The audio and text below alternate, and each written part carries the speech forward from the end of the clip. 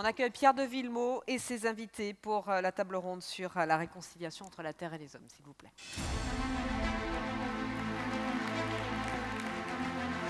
Merci Audrey. Encore moi. Plateau, Pierre. Et oui, l'agriculture, c'est un sujet majeur, c'est un sujet de préoccupation. Et pourtant, comme beaucoup de sujets, l'inertie rattrape le consensus et le Français regarde plus souvent son porte-monnaie. Il se dit qu'après tout, une tomate à 10 centimes, c'est mieux qu'une tomate à 1 euro. C'est comme pour le réchauffement, hein, c'est pas très vertueux de mettre la clim quand il fait 30 degrés dehors dans sa voiture, mais Dieu que c'est bon. Réconcilier la terre et les hommes, on en parle avec Maxime de Rostolan, fondateur des Fermes d'Avenir, avec David Garbous, directeur marketing stratégique du groupe Fleury-Michon, Pierre Asqueri, qui est le maire de Mouansartou, vice-président d'Ecomer, et Arnold Puech-Dalissac, qui est le président de la FRSEA de Normandie. Ce sont, voilà, 4 hommes d'action. Ils n'attendent justement pas que quelqu'un donne le la pour suivre, comme c'est souvent le cas dans toute forme de positivité pour faire avancer les choses. Alors on va les écouter. Maxime de Rostolan, ce qu'il faut dire aux gens, c'est que vous avez parcouru le monde pendant 2 ans pour vous imprégner de ce qui se passe ailleurs. Qu'est-ce que vous en... D'abord, avant de parler de ce que vous faites maintenant, j'aimerais avoir quand même votre background. J'imagine que vous n'êtes pas juste allé à la plage, donc vous êtes inspiré. Qu'est-ce que vous en avez retenu? Qu'est-ce qu'il y a de saillant dans le monde en disant « Tiens, ça, c'est top ce qu'ils font ». Bonjour tout le monde. Ouais, c'est vieux. Enfin, effectivement, j'ai fait un tour du monde il y a une douzaine d'années sur le thème de l'eau. Et donc, je suis allé à la rencontre des problématiques locales. Et on en a sorti un bouquin qui s'appelle Les Aventuriers de l'Or Bleu. Allez, une petite anecdote vite fait. En Inde, on veut visiter une usine Coca en Inde. Et puis, Coca-Cola, qu'est-ce qu'ils ont fait? J'avais fait mon enquête avant. Ils ont acheté 240 terrains idéalement situés à l'aplomb de nappes phréatiques. Des petits terrains de 2 hectares, et puis ils ont seulement 10 usines qui le plient, et en gros, qui pliables, quoi, en gros. Et donc je vais visiter, et sur la route, un attroupement, un paysan qui est entouré de tous ses collègues et qui est au fond d'un trou et qui est en train de creuser, parce que l'eau n'est plus à 33 mètres, mais elle était à 35 mètres. De mémoire d'homme, elle avait toujours été à 1 mètre ou 2 sous le sol.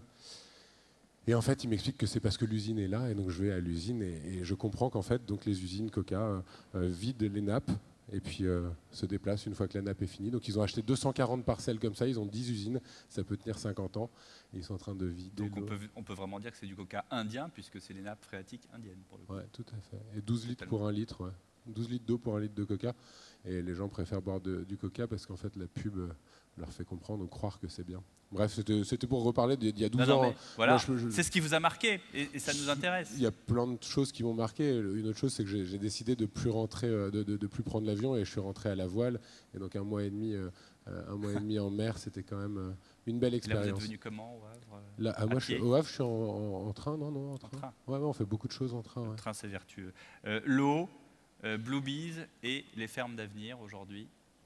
Ouais, Ferme d'Avenir, en fait, on veut juste faire la révolution dans l'agriculture, parce qu'il me semble que le modèle agricole industriel a montré largement ses limites. Vraiment? Ah ouais, je pense 80% d'insectes disparus en 30 ans. On va bientôt faire le strike et arriver à 100%, donc c'est bien. Il n'y aura plus trop de pollinisateurs. 52% des animaux sauvages qui ont disparu en 40 ans dans le monde. On a perdu 80% des agriculteurs en 35 ans en France. Ouais. Là, tous nos enfants, je vous invite à lire le Marie-Claire d'hier ou d'avant-hier. Ouais, j'ai publié ça sur Facebook. C'est bien, Marie-Claire fait ce genre d'enquête. J'ai rien dit, juste... Marie-Claire fait ce genre d'enquête. Ils ont regardé auprès des enfants de leurs journalistes. Et ils ont fait tester. Ils ont retrouvé combien en moyenne? 700 molécules chimiques dans chacun. Voilà, bref, on est arrivé clairement au bout du modèle. Et il se trouve que le modèle, d'ailleurs, le sait bien, puisqu'il y a 2 fois plus de suicides chez les agriculteurs qu'ailleurs. Donc ça ne fonctionne plus. C'est très bien, on a les solutions. Et je vais terminer juste par une phrase qui n'est pas de moi, mais de Olivier de Schutter, qui est quand même le rapporteur de l'ONU auprès de la FAO, qui dit « L'agroécologie n'est pas une solution, c'est la seule ». Voilà. On a toutes les solutions techniques, maintenant il faut juste les mettre en place, quoi. Arnold Puech-Dalissac, oui.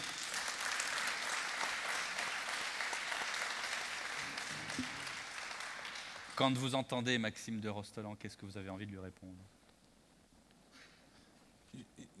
Bonjour à tous. Je suis agriculteur ici dans ce département. Quand j'entends Maxime de Rostolan, je comprends toute son inquiétude et je comprends l'inquiétude qu'il fait très bien passer auprès du public. Et quand il parle d'agroécologie, je me reconnais tout à fait derrière ça. Quand il condamne la façon dont on produit et le fait que l'on sache aujourd'hui retrouver plein de molécules, je ne peux pas nier ce fait-là, mais je demande de relativiser. C'est pas dans mes cheveux qu'on peut les trouver, puisque j'en ai pas beaucoup, et j'en ai jamais eu beaucoup. Mais c'est... Ça devait être source d'inquiétude quand même, si à 12 ans vous n'aviez pas de cheveux. Non, mais à 24 ans, j'ai perdu mes cheveux. Voilà, ça c'était la petite minute perso. Voilà. Non, mais tout simplement, c'est pas parce que l'on retrouve des produits qu'il y a un danger, et je veux surtout pas, je ne cherche pas à défendre, je suis en rien défenseur de ça, mais aujourd'hui, quand on est capable d'aller 12 chiffres après la virgule, avec les moyens qu'on a, on peut trouver plein de choses, et on peut trouver aussi bien le pec citron que la lessive qu'on utilise, que le cosmétique que l'on met, ou que la crème qu'on nous a mis avant de passer sur scène. C'est vrai, vous avez raison. Moi, il se trouve que j'ai un enfant qui est handicapé, d'accord, son cerveau ne s'est pas développé, il est ce qu'on dit autiste. C'est ni métabolique ni génétique. J'ai la chance d'être suivi par les meilleurs médecins en France. Et en fait, c'est très probablement, en tout cas, ils ne peuvent pas l'affirmer parce que, évidemment, on peut. Voilà. En tout cas, ils disent que c'est très, très probablement les perturbateurs endocriniens. La ministre de la Santé du Québec parle d'un tsunami de l'autisme. Des enfants comme Léon, il y en avait 1 sur 3000 dans les années 70. On en ratait peut-être 2 sur 3, donc il y avait peut-être qu'1 sur 1000. Il y en a 1 sur 68 aujourd'hui aux États-Unis. Donc c'est peut-être des 12 chiffres après la virgule. Voilà, mon fils, il ne parle pas, quoi. Aujourd'hui, concrètement, vous dites que c'est le seul exemple. Et j'aimerais avoir votre avis à vous deux, puis après on laissera quand même parler nos deux autres intervenants. Est-ce que c'est la seule solution, l'agroagriculture? L'agroécologie? Pardon, l'agroéconomie? Je ne sais pas, en fait, il faut régénérer les écosystèmes. En fait, il se trouve que... Et comment on le fait? L'agriculture chimique, aujourd'hui, nous, on a fait un plaidoyer. Le PIB de l'agriculture en France, c'est 60 milliards d'euros. Le coût de la dépollution de l'eau directement imputable à l'agriculture chimique, si on dépolluait, parce qu'on ne le fait pas, c'est dans les nappes, on ne le voit pas et c'est pour les générations futures, ce serait 60 milliards d'euros par an. Autrement dit, on produit pour 60 milliards, on pollue pour 60 milliards. Le coût des perturbateurs endocriniens, évidemment, ce n'est pas que ce qu'on mange, c'est aussi les cosmétiques, les plastiques, etc. C'est 80 milliards par an. Autrement dit, si on voulait juste payer le vrai prix des choses, on devrait déjà doubler le prix de la nourriture chimique pour intégrer le prix de la dépollution de l'eau. On pollue l'eau, on détruit la biodiversité, on menace la santé des gens. Il y a un moment, oui, il faut juste changer. Et c'est pas grave. En fait, nous, on n'accuse pas les agriculteurs, on dit juste le système. Ils sont les héritiers d'un modèle qui a peut-être été légitime en son temps. Ok, on y a cru dans les années 60. Alors justement, puisque vous ne les accusez pas, moi, ce que je voudrais demander à Arnold Puech d'Alissac, c'est comment est-ce qu'on fait pour avancer, pour adapter, peut-être, dans un monde où on sait la détresse des agriculteurs en ce moment. C'est-à-dire, nous, les médias, quand même, périodiquement, on va faire des reportages, on tend le micro ou la caméra, et on fait face à des gens qui ont 400, 500 euros pour vivre par mois. Comment on fait? Et on a ça chez tous les producteurs, quel que soit leur système de production. On peut tous, hélas, tomber dans ce système de crise et ce système de pauvreté tout à fait réel, parce que le prix de vente des produits est extrêmement faible, quelle que soit la façon dont c'est produit. La France a un grand manque de compétitivité, et je suis à côté de quelqu'un qui transforme des cochons. Le cochon français, qui est la première viande produite dans ce pays, hein, bien devant la viande rouge, bien devant la volaille. Il est le moins cher d'Europe à l'entrée des abattoirs, il est le plus cher d'Europe à la sortie, à l'entrée des magasins. Et ça, c'est simplement une réelle difficulté pour les producteurs. Quand vous vendez moins cher que tout le monde, comparativement à vos autres collègues, vous ne pouvez pas gagner votre vie. Pour revenir simplement sur la petite accusation environnementale de 60 milliards de problèmes, l'étude de l'ADEME est une agence gouvernementale que j'ai eue cette semaine à la FNSEA, nous a montré 1,5 milliard du coût de la dépollution de l'eau. J'ai le chiffre, j'ai le document. Des eaux de surface. Donc pas les nappes phréatiques. Les eaux de surface, bien sûr. Et simplement, vous avez tout le monde, il y a 20 ans, entendu les problèmes de nitrate en Bretagne. Tout le monde a entendu ces dernières années les problèmes d'algues vertes en Bretagne. Je suis en rien défenseur de la Bretagne. Au jour d'aujourd'hui, il y a... En Méditerranée aussi. Hein, il reste en Bretagne une plage qui est encombrée par les algues vertes. Donc tous les progrès en termes de gestion des effluents, meilleures pratiques, baisse de l'intensité d'élevage en Bretagne, portent ces résultats. Et on le voit très vite en Bretagne parce qu'ils ont des eaux superficielles. Ici en Normandie, c'est notre difficulté, c'est que l'eau que l'on boit, elle met 30 mètres avant d'arriver à la nappe. Et donc les pratiques d'aujourd'hui, il y a 30 mètres, elle met 30 ans, parce qu'on fait à peu près 1 mètre par an.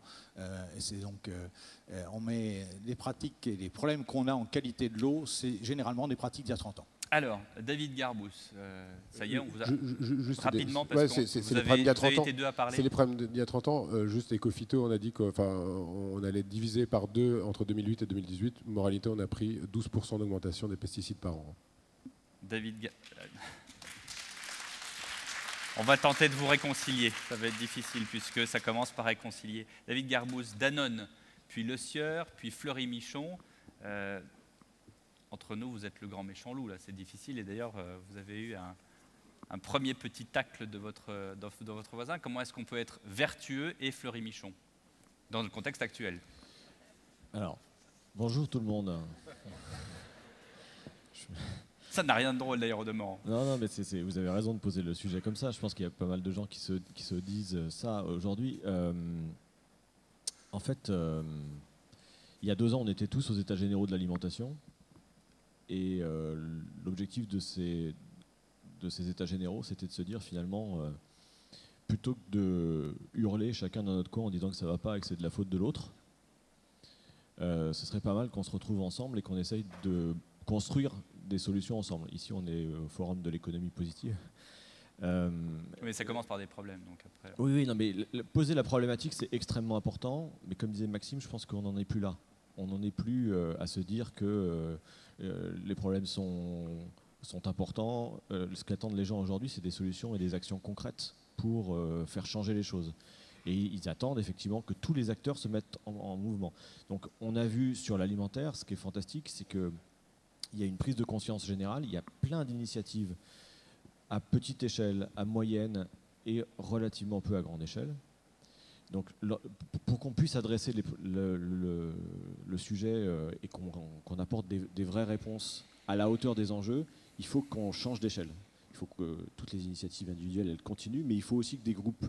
Nous, on est une entreprise qui est familiale et indépendante, donc on a on a des actionnaires qui nous demandent finalement de travailler pour la génération d'après. Et quand on se projette effectivement à 20 ans, on se dit que si on ne change pas de manière radicale la façon dont on a construit les solutions qu'on exploite aujourd'hui depuis 50 ans, ça ne va pas bien se passer. Donc on a une responsabilité qui est énorme et c'est maintenant qu'on doit prendre les décisions. En étant indépendant, nous on a la possibilité effectivement de faire un certain nombre de choix radicaux et sur la production de cochons notamment. On a depuis les années 70 développé des offres qui nous permettent aujourd'hui d'avoir 50% de notre catalogue qui est soit en label rouge, soit en bio, soit en bleu blanc cœur, soit sans OGM, sans antibiotiques. Ces 50%-là, ils font en moyenne 10% de croissance dans la distribution chaque année, alors que le reste du marché est à -2.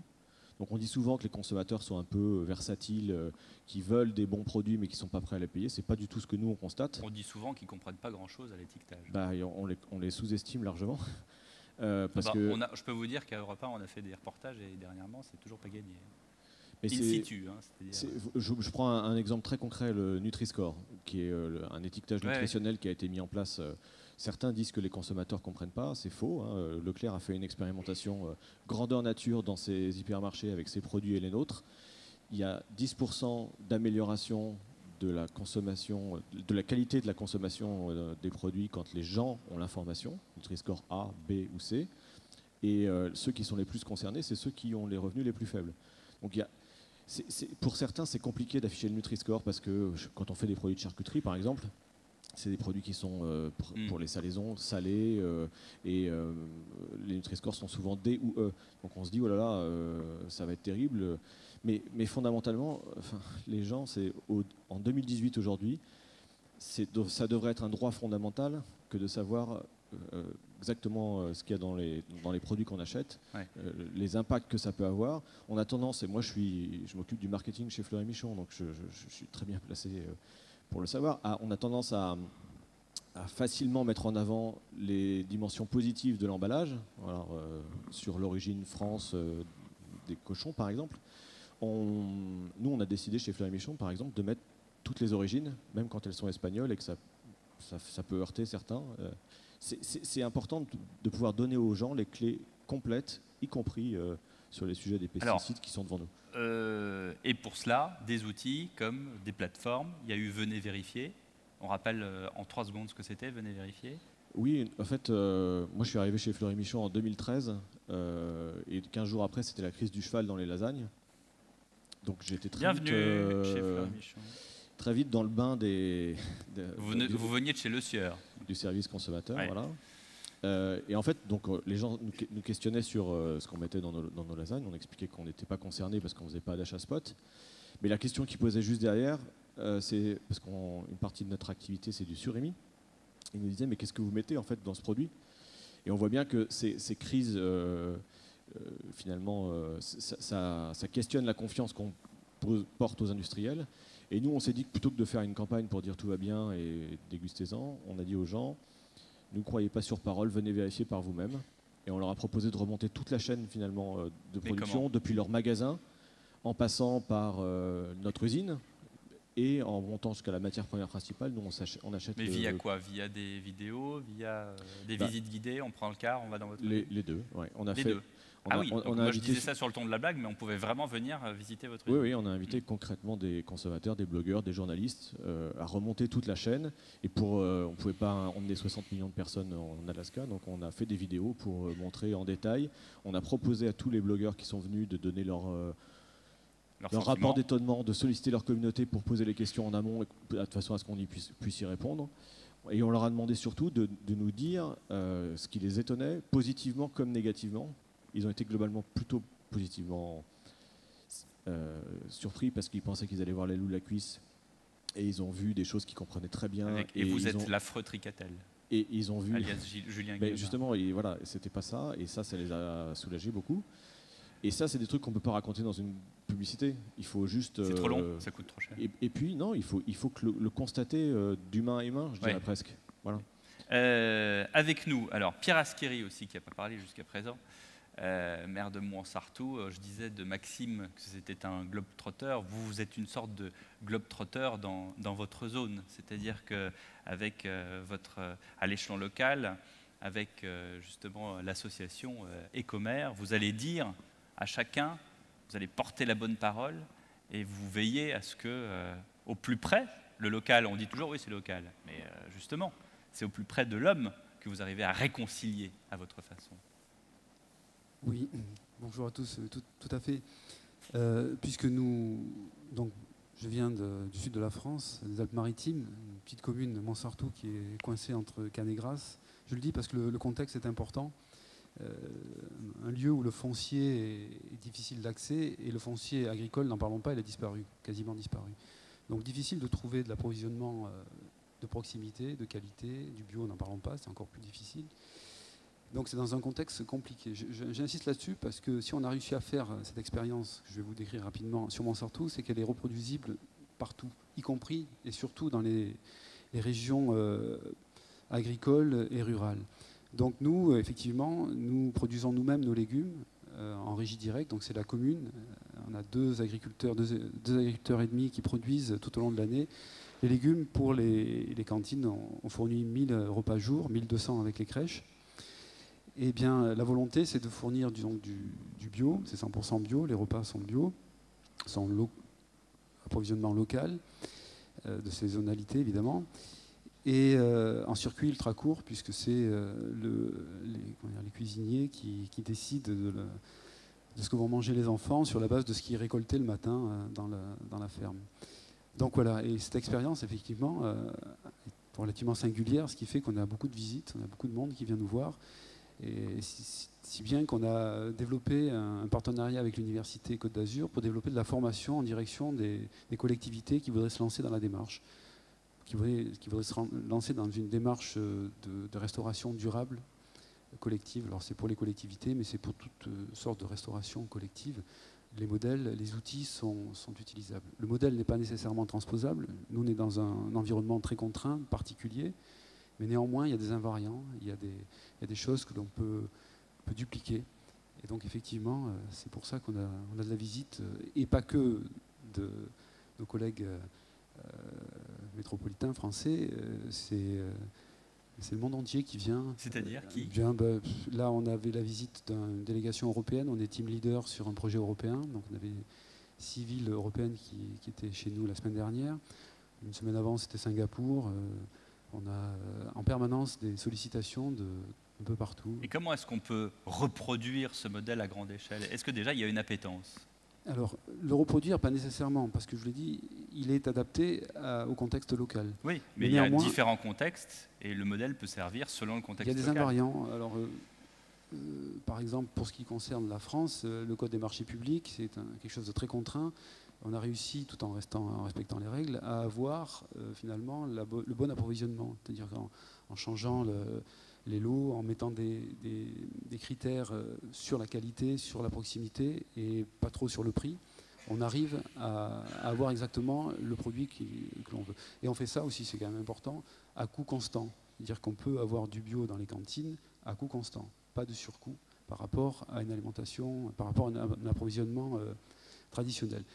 Ça ne se décrète pas, ça se travaille, il y a des leviers, on les connaît, ça c'est des choses dont on peut discuter, qui peuvent être reproduisibles ailleurs, en particulier, pour vous en donner qu'un, hein, c'est évident, on en a parlé ce matin, c'est le gaspillage. On a réduit de 80% le gaspillage alimentaire, et grâce à ce gain, on arrive à avoir une petite marge que l'on peut mettre sur la qualité du produit et sur du bio de proximité, en premier lieu. Maxime de Rostelan, les fermes d'avenir, qu'est-ce qu'on y fait? Comment est-ce que ça se développe? Comment ça marche, comme dirait l'autre?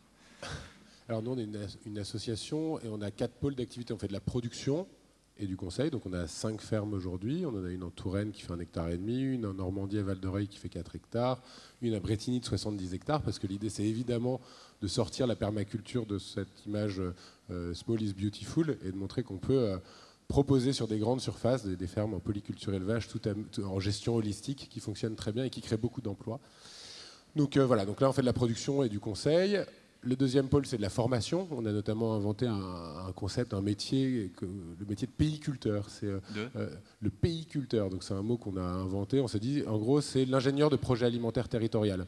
C'est celui qui va permettre d'accompagner les porteurs de projets, en fait, faire l'interface entre les porteurs de projets et l'aval de la filière. Et là-dessus, vous pourriez suivre le modèle de Pierre Asqueri, justement. Tout à fait. Mais donc, du coup, Gilles Perrol, qui travaille avec Pierre, intervient dans la formation péiculteur sur 1 ou 2 journées. Donc, bien sûr, on travaille sur ces sujets-là. Donc, formation. Ensuite, on fait du financement. J'ai monté une plateforme de financement participatif il y a quelques années qui s'appelle Bluebees, qui est entièrement dédiée à l'agroécologie et à l'alimentation.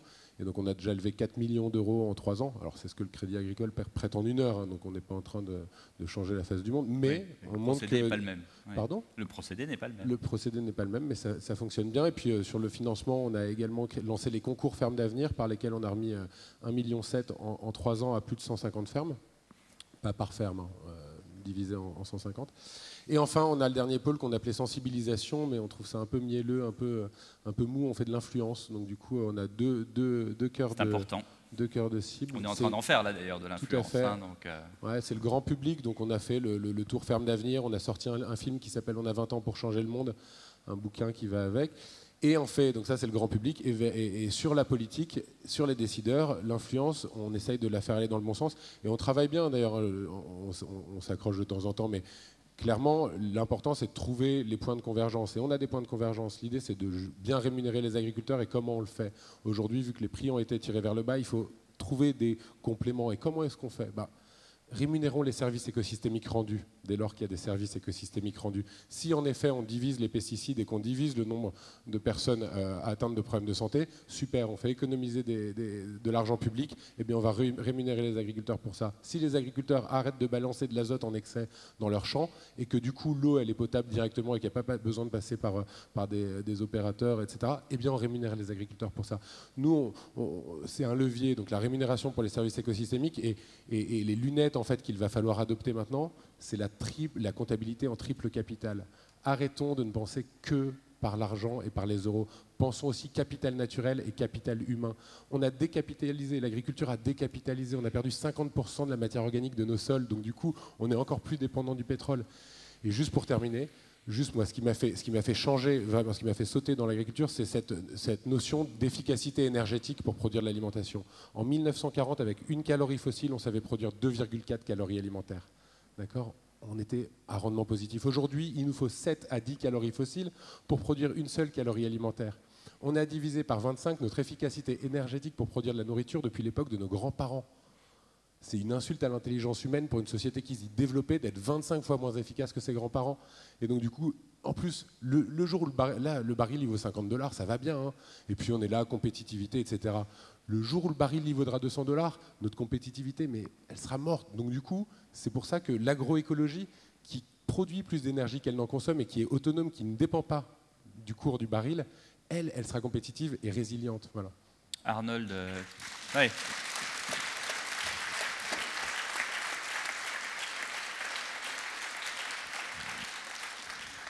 Vous avez songé à monter un groupe de rock parce que vous avez autant d'applaudissements que les Rolling Stones. Là. Allez, on leur applaudit encore une fois. Allez, hop.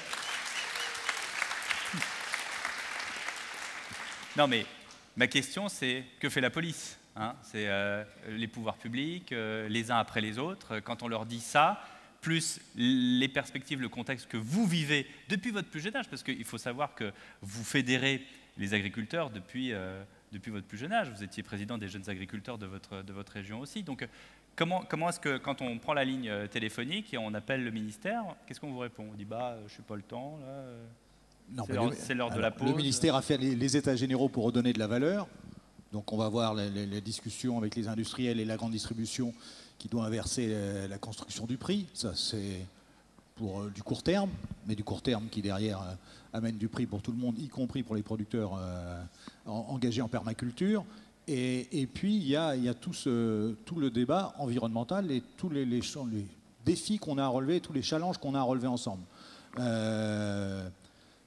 Le grand défi, c'est les attentes, c'est qu'on produise de plus en plus naturel avec de moins en moins de produits chimiques pour arriver à notre production. Ça commence là.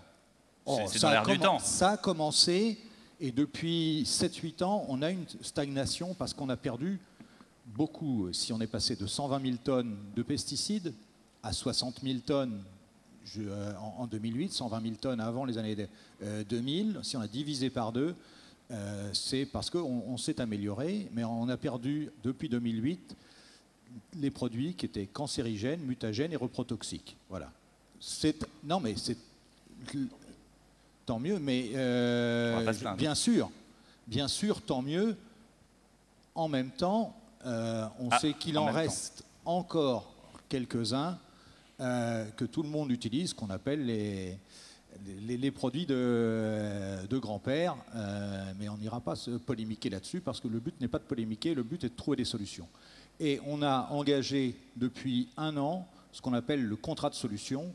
On n'a pas attendu d'avoir les débats et la pression médiatique qu'il y a eu ces derniers temps pour engager le contrat de solution. On y est depuis l'automne dernier, on l'a présenté au Salon de l'Agriculture, on a eu le soutien du ministre de l'Écologie qui a dit « ce contrat de solution, j'en fais mien ». Donc on a 340 dossiers sur lesquels on travaille, 35 sur lesquels on a trouvé des solutions, sachant que trouver une solution, c'est long, et l'INRA, en moyenne, met 19 ans, l'INRA, l'Institut national, administration, donc pas profession, mais en moyenne 19 ans entre un problème et la réponse qu'elle sait trouver efficace à ce problème. Donc la recherche, le temps de la recherche est un temps long. Remplacer l'alimentation produit avec beaucoup de chimiques aujourd'hui, qui nous permet de produire environ 2 à 3 fois plus que la production sans chimique, nous oblige à être très ingénieux et à trouver beaucoup de choses. Voilà. Donc ça, c'est tout l'objet du contrat de solution. Je vais donner un exemple tout bête. Ici, en Normandie, la production phare, c'est la production de lin. Tous les cultivateurs qui peuvent faire du lin font du lin ici, chez nous. C'est une production qui a besoin d'être désherbée. On désherbe ça avec un pesticide. Cette année, on a expérimenté pour la première fois, à grande échelle, sur des exploitations conventionnelles, donc pas des exploitations d'agriculture biologique, des passages d'hercétrie, et on a eu une excellente récolte. Un lin plus long, il n'a pas encore été taillé, donc on ne connaît pas encore les rendements derrière, mais ça s'est très bien passé dans le climat de cette année. Il est évident que l'année prochaine, au lieu d'avoir quelques parcelles, on en aura beaucoup, beaucoup plus, et on va aller plus loin là-dedans. Et derrière, on peut avoir malgré tout la mauvaise année, où la météo va être pourrie, où on va voir plein d'enherbements sur notre lin à partir du mois d'août, et on a besoin de désherber ce lin pour pouvoir le récolter finalement. Et là, il n'y a pas d'autre solution. Voilà. Et autant il faut baisser les choses énormément, le minimum de produits chimiques, mais de l'autre côté, il faut conserver une productivité. Voilà. Et la permaculture en plaine est quand même quelque chose de plus difficile à réaliser qu'en maraîchage. Il faut laisser parler les deux autres, mais enfin, les solutions techniques, elles existent. Il faut allonger les rotations, il faut remettre de l'élevage. On fait de la luzerne pendant quelques années si jamais. Voilà. Enfin, les solutions techniques existent. Hein. Il y a 40 ans, il y a 40 ans, le glyphosate, il n'existait pas, quoi. Donc, je veux dire, et nous, on est là depuis quelques années. On peut vous dire aussi qu'il y a 100 ans, il n'y avait pas d'antibiotiques, et aujourd'hui, ça sert quand même à sauver des vies. Donc, très bien. Là, en l'occurrence, juste les pesticides, on sait que ça sauve pas des vies, ça en met en danger, quoi. Non, mais bon, voilà. De toute façon, c'est circulaire comme débat. Non, mais je tiens à saluer quand même pour de vrai, enfin, parce que je connais un peu Nicolas Hulot, et c'est vrai que quand il y a eu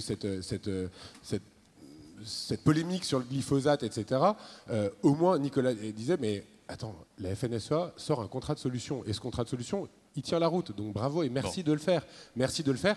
Et ce qui est juste dommage sur cette histoire du lin, ça fait 25 ans ou 40 ans peut-être qu'on fait du lin ici ou que vous en faites ici, et vous dites, bah, c'est la première fois qu'on essaye de passer la hercétrie. Essayons, ouvrons un petit peu les chakras et essayons de trouver des trucs plus naturels. En deux secondes, pourquoi on ne le fait pas, et après on passe à un autre sujet. Pourquoi on ne le faisait pas? Pour une question d'efficacité et de coût. Voilà. Et ça a marché cette année, mais je te dis qu'une année, on aura un problème, Maxime. Je pense aussi une année où j'aurai un problème et je n'ai plus le défoliant que j'avais hier et je n'aurai plus le glyphosate demain. Je pense que il y a effectivement cet appel à l'intelligence collective là qu'il faut effectivement faire, parce que je suis d'accord. On a collectivement fait des choix dans notre société depuis 50 ans pour aller vers de plus en plus de production et de moins en moins cher.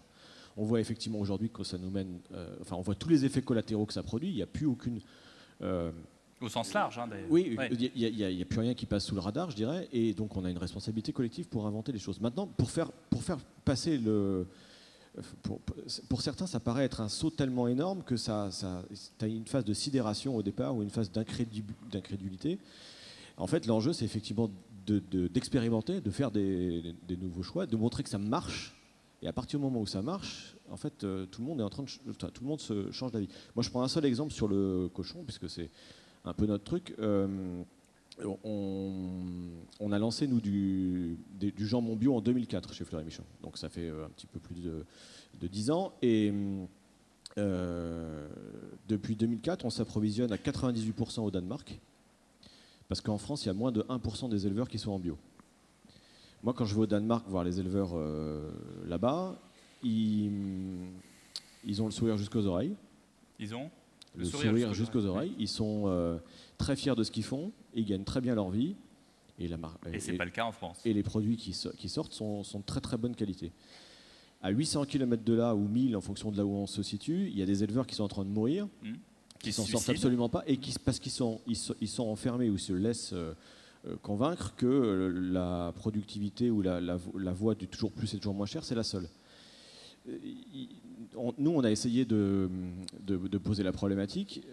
On a été voir tous nos confrères pour leur proposer, parce que nous, on n'achète que les cuisses, du jambon et puis un petit peu la longe, pour leur proposer de se mettre ensemble à l'élaboration d'une filière porcine bio française.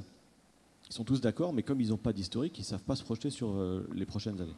Donc on a décidé de monter un dispositif avec un éleveur qui est un ancien éleveur de Label Rouge, qui va sélectionner des éleveurs français qui sont motivés pour s'installer en bio. Nous, derrière, on s'engage, parce qu'on a une visibilité très forte sur les consommations, sur les volumes dont on va avoir besoin, on s'engage à lui offrir des garanties sur les débouchés. Et là, on sent qu'il y a quelque chose qui va peut-être basculer. Donc si ces premiers éleveurs s'installent, trouvent un modèle qui fonctionne mieux, je pense que ça fera des émules, effectivement, et on pourra peut-être faire basculer à plus grande échelle. Là, aujourd'hui, 1% de porc bio en France, c'est pas acceptable. Ben voilà, ça équivault au parc automobile de 1% de voitures électriques, c'est-à-dire on avance, mais on avance à petits pas. On est dans un contexte assez particulier pour l'agriculture, je pense aux éleveurs, et évidemment, je pense à toute la filière viande. On a ces antispécistes qui sont là.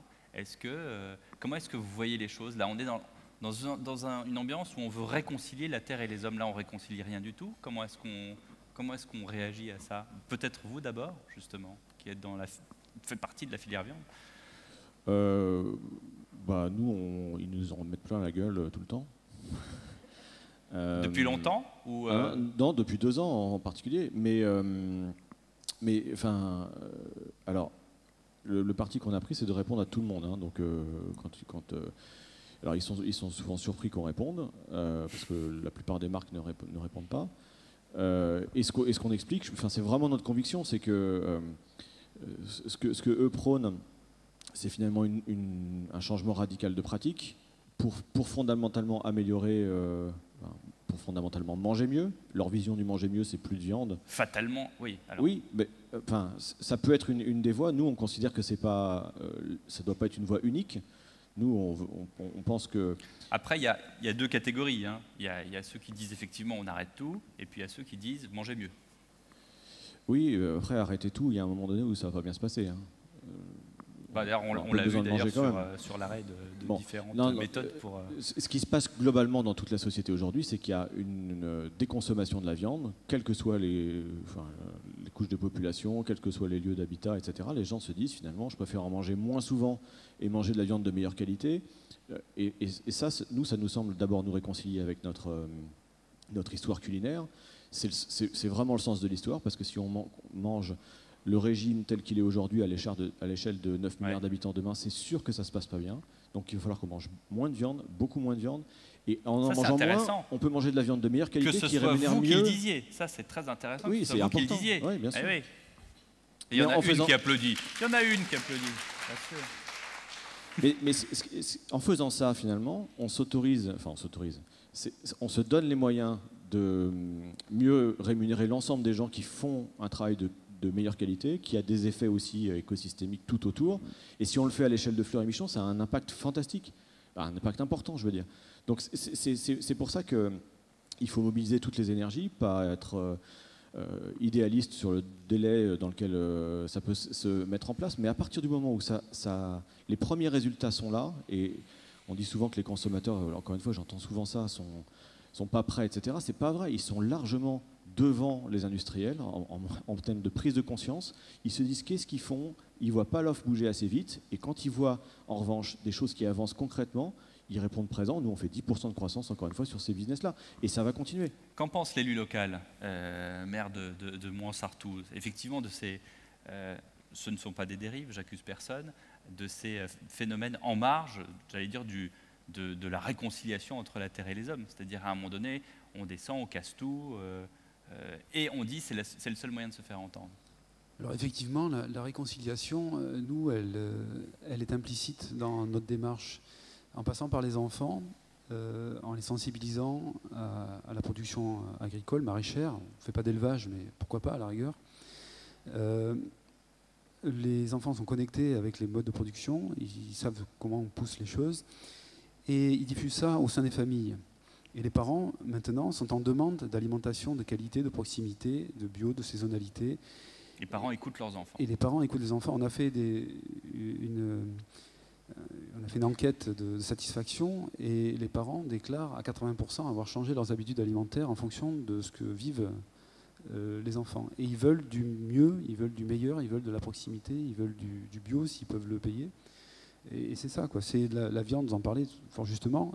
Nous, il y a un repas par semaine qui est sans viande. C'est aussi pour pouvoir offrir de la viande de meilleure qualité les autres jours de la semaine. On ne fait pas du végétarien, on n'affiche pas les choses comme ça, mais c'est uniquement dans une logique de mieux. Et pour faire mieux, il faut en faire moins, un petit peu moins, parce qu'effectivement, il y a un surcoût. Et pour payer au juste prix ces denrées-là. Donc on est dans cette logique-là. On ne rentre pas dans les polémiques là-dessus. On n'affiche rien. Mais en tout cas, on met en pratique, on met de la culture, on met de la cuisine alternative, on introduit les protéines végétales.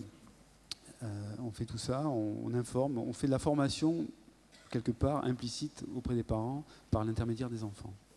Arnold Puech de Lissac, on parlait des intempéries, on met ça sur le compte, je pense à juste titre, je ne sais pas, je ne suis pas là pour me prononcer, mais sur le dérèglement climatique, sur le réchauffement également. Est-ce que c'est quelque chose qui est dans l'inquiétude de l'agriculture dans les années à venir?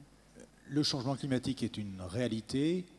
L'agroécologie dont a parlé Maxime est une solution pour lutter contre le réchauffement climatique. Dans l'agroécologie, notre idée, encouragée par le ministre précédent Le Foll, est de capter le carbone dans le sol. Pour capter le carbone dans le sol, il faut que le sol soit le minimum travaillé et qu'on arrête de labourer. Alors, labourage et pâturage de mamelles de la France, c'est un peu difficile dans la culture des agriculteurs, mais ça se développe. Et aujourd'hui, on a 4% d'agriculteurs qui sont en agriculture de conservation et qui sont tout à fait dans ce challenge-là. Donc on essaye d'y répondre. Ça, c'est... Ça veut dire on a un intérêt. On envoie des missionnaires un peu pour prêcher la bonne parole en disant, non, c'est les agriculteurs qui eux-mêmes se disent dans mon système, et ici notamment dans le pays de Caux, on a des problèmes de ruissellement d'eau parce que les parcelles sont plus grandes, parce que l'eau qui est produite, il y a de plus en plus de routes, il faut gérer ça, ça arrive sur les champs et derrière ça arrive sur les captages. La réponse qui a été trouvée chez un certain nombre qui avaient des ravines sur leurs exploitations, c'est développer donc cette agriculture où on ne laboure plus et où on cultive toujours sur des surfaces où il y a toujours une culture, toujours une culture. Donc ça se développe et ça permet de fixer le carbone. Ça, c'est une première réponse qu'on a. La deuxième réponse, qui doit être valable aussi pour la Normandie, c'est qu'il va falloir commencer à stocker l'eau. Moi, j'imagine sur ma ferme où demain, je vais récupérer de l'eau parce que ces phénomènes de temps durs où pendant 3 mois il ne pleut pas, ça sera de plus en plus fréquent. Donc il faut à tout prix que l'on s'équipe là-dessus. Et quant à Bretigny, sur la base aérienne, toi tu as besoin de récupérer l'eau de la piste pour derrière faire ton maraîchage. On a tous besoin de ça. Et donc la gestion de l'eau, c'est quelque chose de fondamental et c'est quelque chose qui va se développer chez nous, le stockage en hiver. On a eu pendant 5 mois plein d'eau et puis après on n'a pas eu d'eau. Enfin, tout le monde a vécu ça dans son jardin et tout le monde a arrosé s'il a voulu conserver ses fleurs. Peut-être pas sur sa pelouse parce que ce n'est pas fondamental chez nous. Et pourquoi, pardonnez-moi cette question candide, pourquoi on se dit ça en 2018 ? Mais parce qu'on s'en rend compte vraiment maintenant et nous on s'en rendait moins compte. En Normandie, on s'en rendait moins compte. C'est moins le cas que chez Pierre Asquéry. Hein. Voilà. Mais quel problème inverse d'ailleurs. Mais maintenant on s'en rend compte quand on ne moissonne plus après le 15 août. Voilà, c'est terminé, on arrive à terminer la moisson, alors que gamin, c'était toujours après le 15 août. Voilà, maintenant c'est toujours avant le 15 août, quasiment. Puisqu'on est aussi dans l'actualité, on a parlé des antispécistes, du réchauffement climatique, est-ce que quelqu'un peut m'éclairer sur la méthanisation ?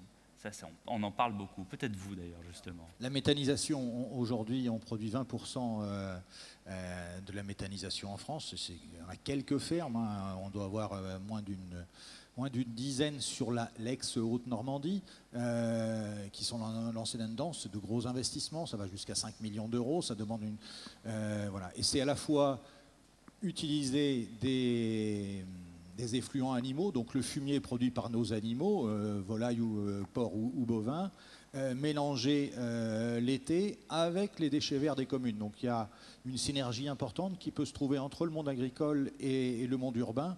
Voilà. Et dans d'autres, on est en concurrence avec les Allemands qui, eux, mettent du maïs plante entière directement dans leur méthaniseur, parce que méthaniseur, c'est une fermentation, un gaz qui se développe, vous pouvez récupérer le gaz et vous l'injectez dans le réseau. Mais ça fait partie des solutions pour réconcilier la Terre et les hommes. Et c'est là où je suis obligé d'apporter un bémol au propos de Maxime.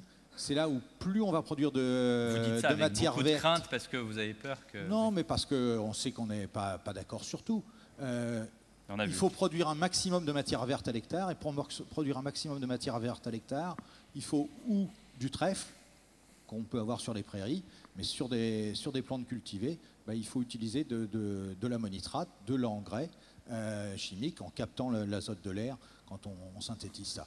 Mais c'est une question d'efficacité énergétique, et c'est là où l'agriculture productive, qu'on peut appeler industrielle, moi si on veut caricaturer les choses, est tout à fait efficace et a un excellent bilan énergétique par rapport à une agriculture où vous ne seriez qu'en bio, où vous auriez une très faible production de matière verte et donc derrière un méthaniseur que vous allez très mal alimenter. Voilà.